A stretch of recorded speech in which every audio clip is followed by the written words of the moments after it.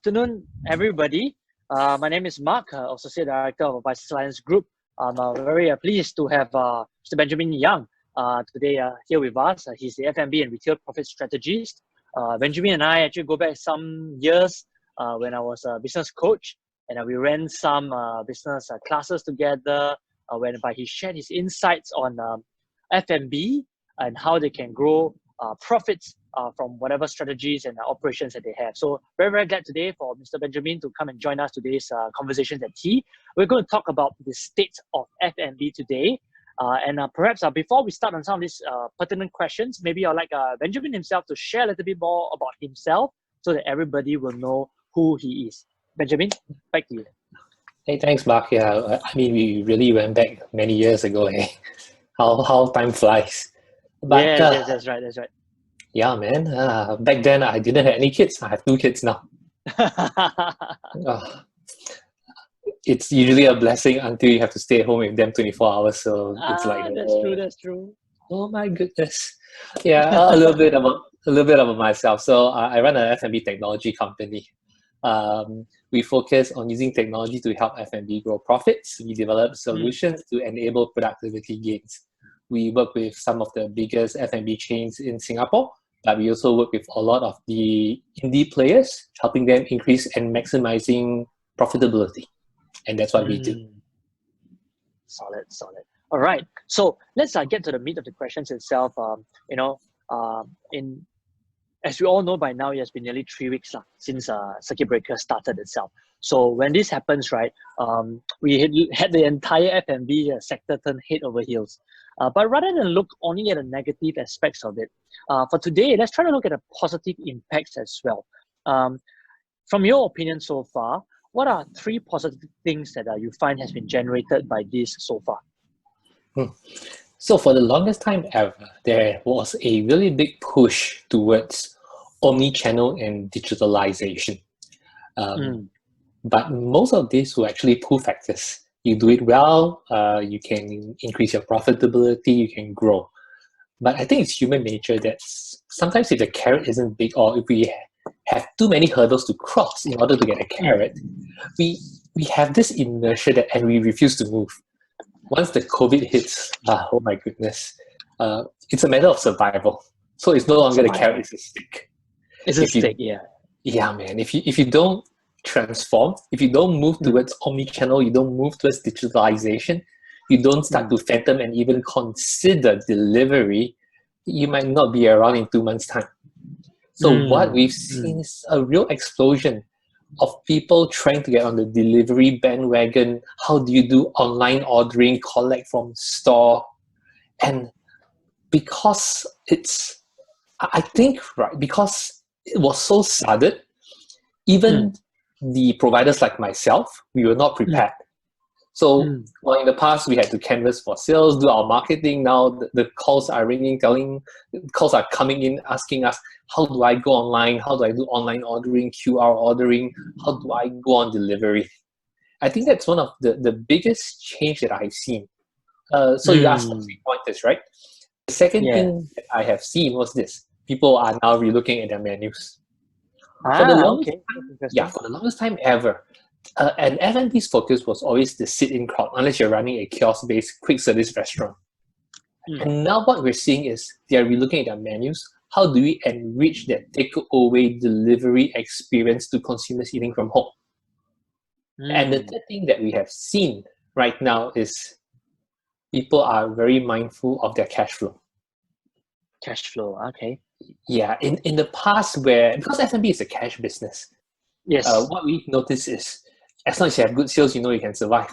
Now they're a little bit more mindful about how they're spending their budget. Three things that we have seen recently, actually. I see. Okay.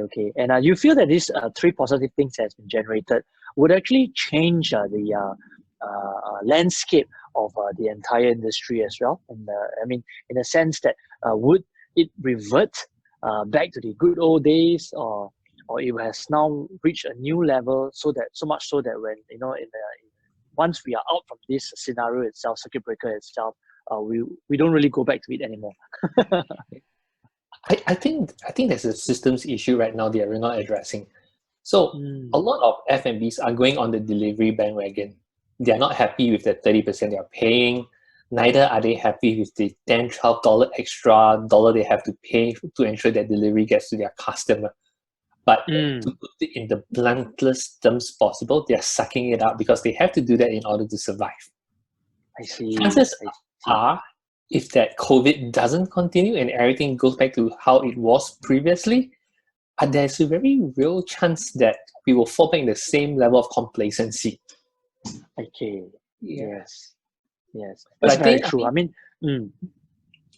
Yeah, but I think what's really interesting is we are seeing more and more innovative F&B strategies. Okay. Instead of just I'm selling food, this is my menu, buy from me, we are now seeing a lot of creative ways that people do selling. One of my customers, they revamped the way they think of delivery. So they're doing a hybrid between F&B delivery and tingkat. So they're saying this, they're really clever. I like how the whole campaign ran. So you've been grabbing, you've been having delivery for the past 2 weeks. By now, I think you're running out of ideas what you want to eat. Why don't you let us decide for you? Let us plan your 1 week in advance. We'll make sure that the greens are there, the calories are there, the nutritions are there. And the good thing is this, they take 1 week of income first. They make the customer pay for 1 week in advance and then they deliver. Okay. It's I really see. Yes, it builds cash flow. It builds cash flow. Yes. And how do you think is the take-up rate for this so far? He's telling me that it's really wonderful. Yeah, it was greater than he expected, but he didn't want to divulge these numbers to me. I think that's fine. Yes, I think more importantly is that you get to see business owners like himself really thinking out of the box to be innovative. And you are absolutely right. I mean, if I'm thinking about chicken rice every day, I mean, you can only eat that much many times actually from a chicken rice store. And what we would like is repeat orders from our clients as well, correct? Yeah, that's exactly right. Another really cool concept that I saw was this. It belongs to a chain. And they realized that a lot of people, they like to cook from home. But what's the one thing that people hate doing? Grocery Cleaning shopping up. and the prep and the cleaning up. Yeah. So what they do is they do ready to cook boxes. They send it to their customers, and then everything's all nicely chopped up. All the family needs to do is take out your wok, stir fry it, cook it, and it's good to go. So it's interesting that people are rethinking the formats in how they are actually doing F&B. And I think that's really it's going to be very interesting when this happens. Yes, exactly. So it's nice how COVID on one hand, it's a tragedy no matter how you look at it, but it's really driving innovation within the industry itself. And I think the cruel reality is that we will see a lot of F&Bs collapsing, and we are seeing that trend right now. Okay. Yeah, but because of this, I think it really disrupts and shakes the industry such that people really have to think creatively and innovatively. It's not just about good food. It's the delivery, it's the experience, it's the format, it's your business model. It's a business model. Okay. Now, coming to that itself, right? Maybe I will skip a little bit to the front itself.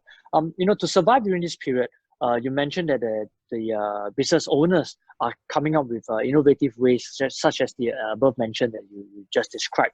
Are there any other things that you could, in your experience or in your ability to try to navigate through this tough waters itself, give some tips as to what else they can do to do better during this period, besides delivery and besides changing of the menus to make it more customizable, or I believe the right word is like an omakase style, right? This is how this guy is doing. Yeah. So I like just to share a few things that I see happening. It's actually not true that all F&Bs are suffering. A few of my customers, actually more than a few, thank goodness, a lot of them are doing quite well.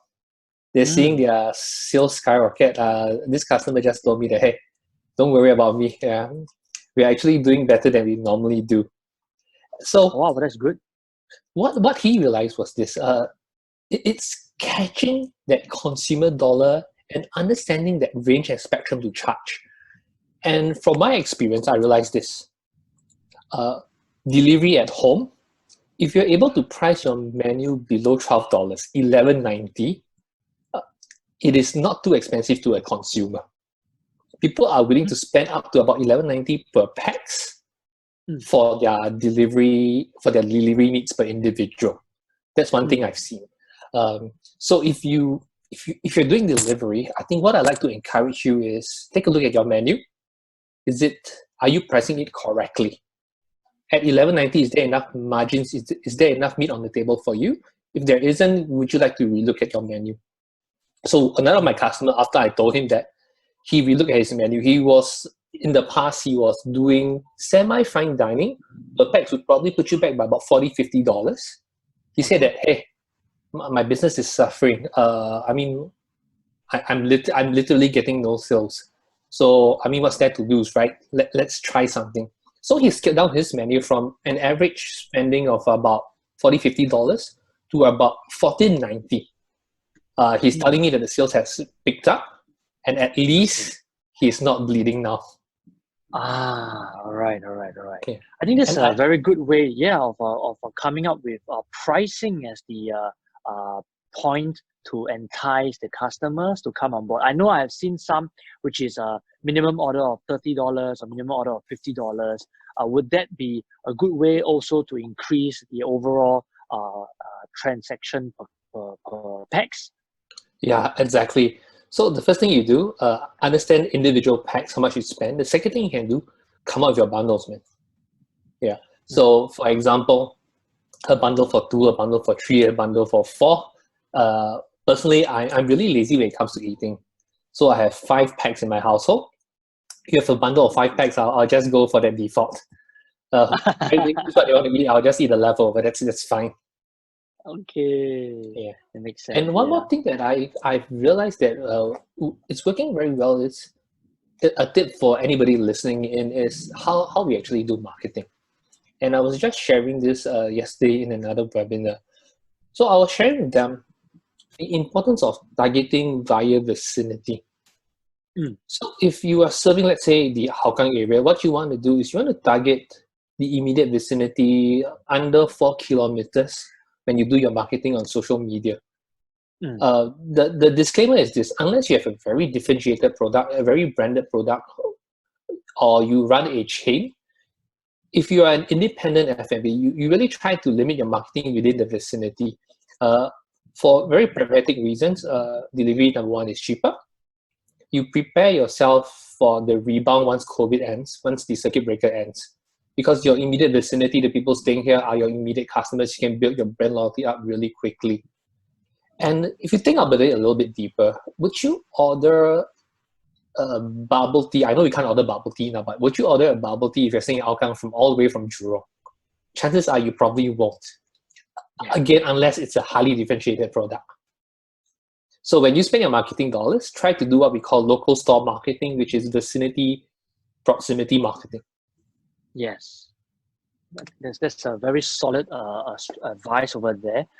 In fact, I think one of the things that we also need to look into is as well, you mentioned, was the omni-channel, about how now they are realizing that they need to have a presence. So the online food ordering platform, to be honest, had always been very stagnant. The user interface is actually quite, static itself.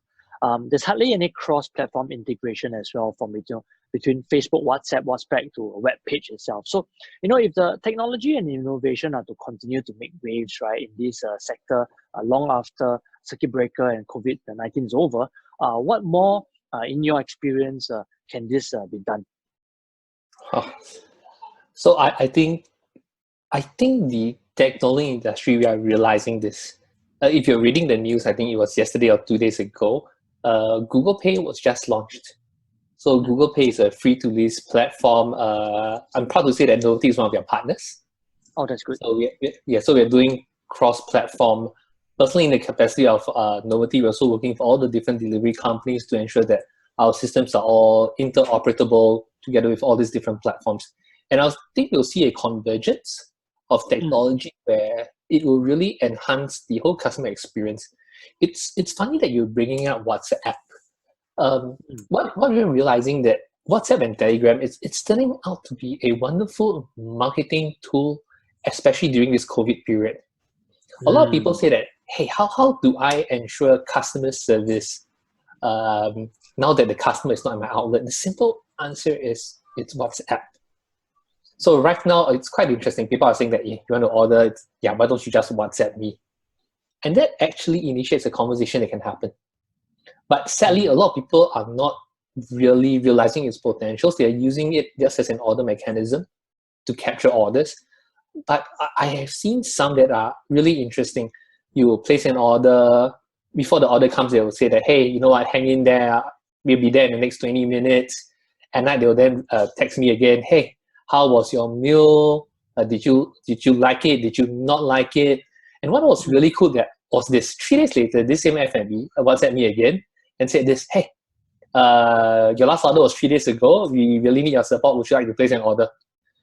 And the fact that you're making it so simple, just say, yeah, sure, why not? You have my address, right? Same thing, just send it to me. And it's convenient and it's really engaging.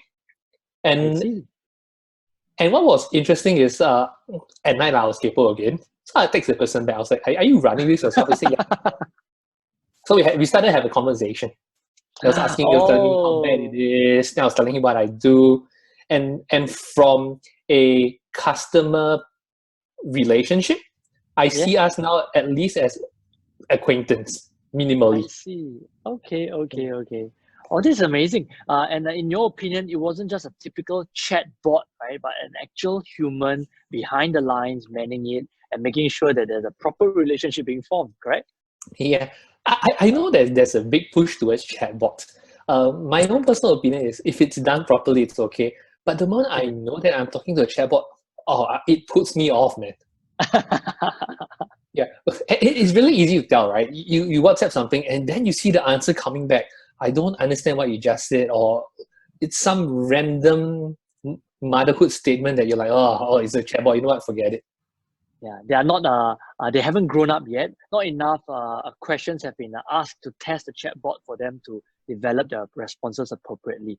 And I guess it wouldn't happen as well. It's not often that every once in a while you message the restaurant for anything, so they probably won't be able to grow, from the angle. But I guess your example earlier on was amazing because it means that if the restaurant owner do take the opportunity to continue the conversation with you, he or she will not be letting go of these pipelines or leads that he or she has built during this period of time. And it goes back again to the brand loyalty, because the moment everything is all up and running good, they will go back again to the people who you have built a relationship with as well, correct?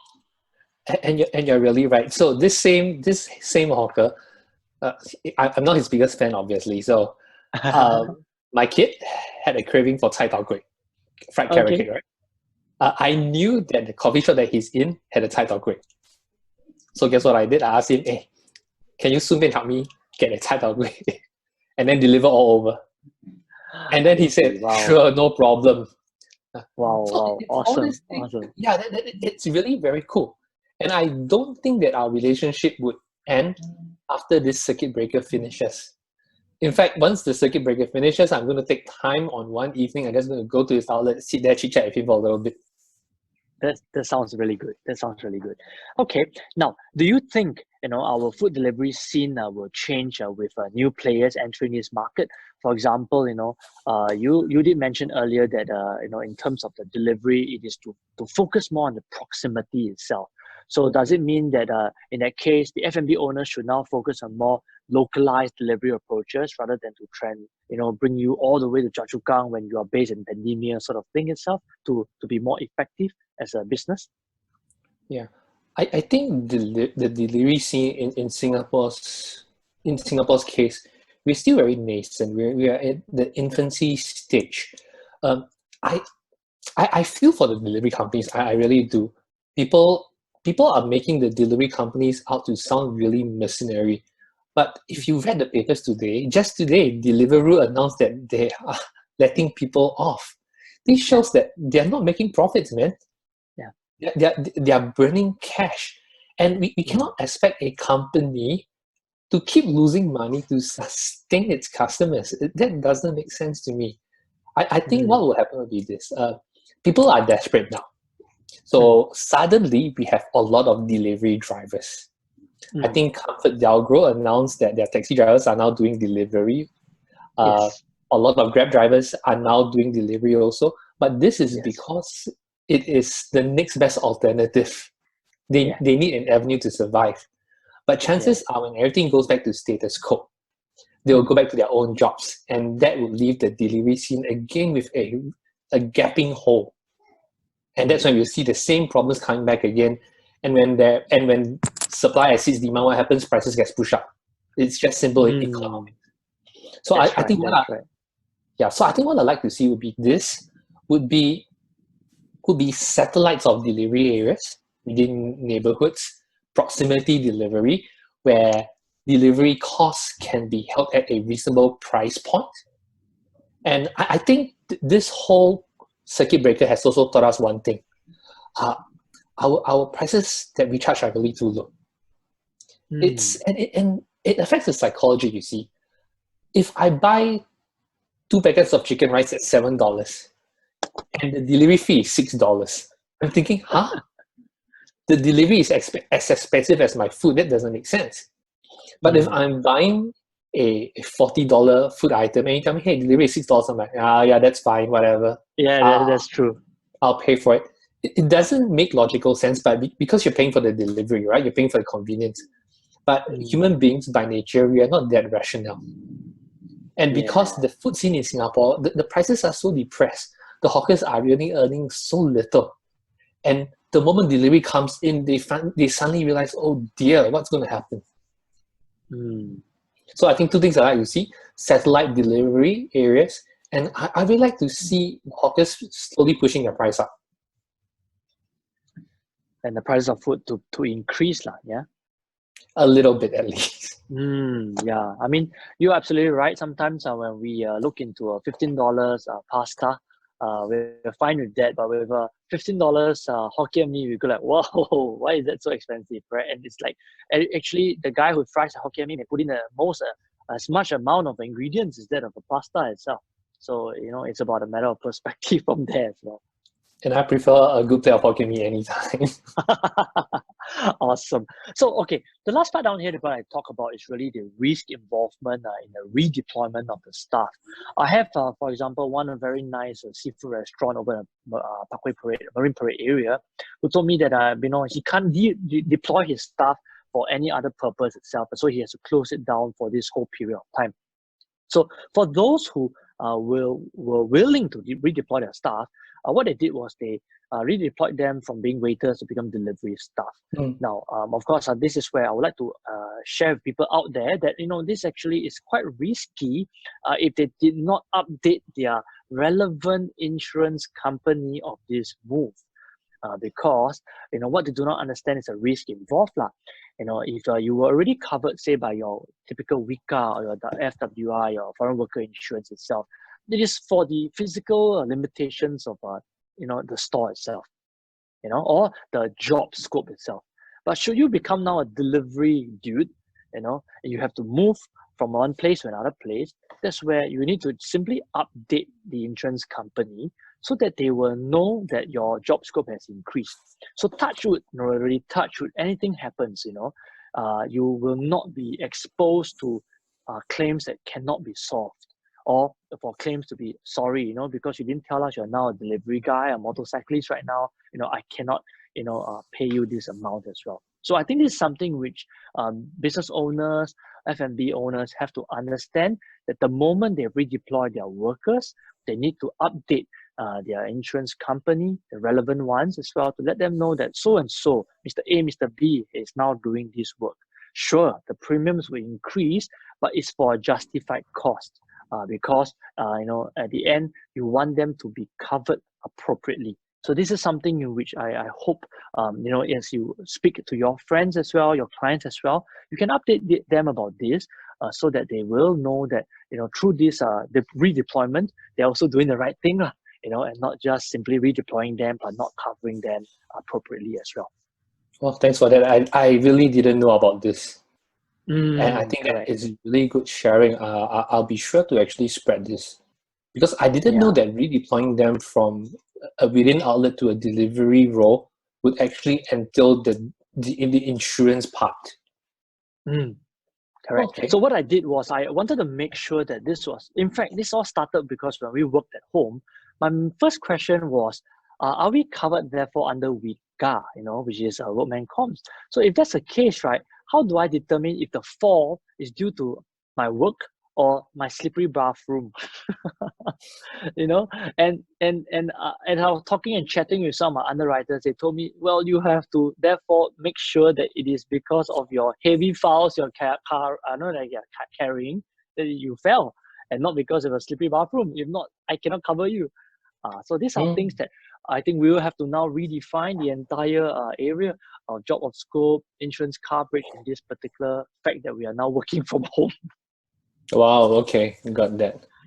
Yeah, correct. So it's a really awesome time that I had with you, Benjamin. I know hearing some of these insights from you is really worth a lot, because the moment any of our friends out there who are listening, and I'm sure this will spread as well, can catch on to some of these bites, can catch on to some of this and take executable action to it, right?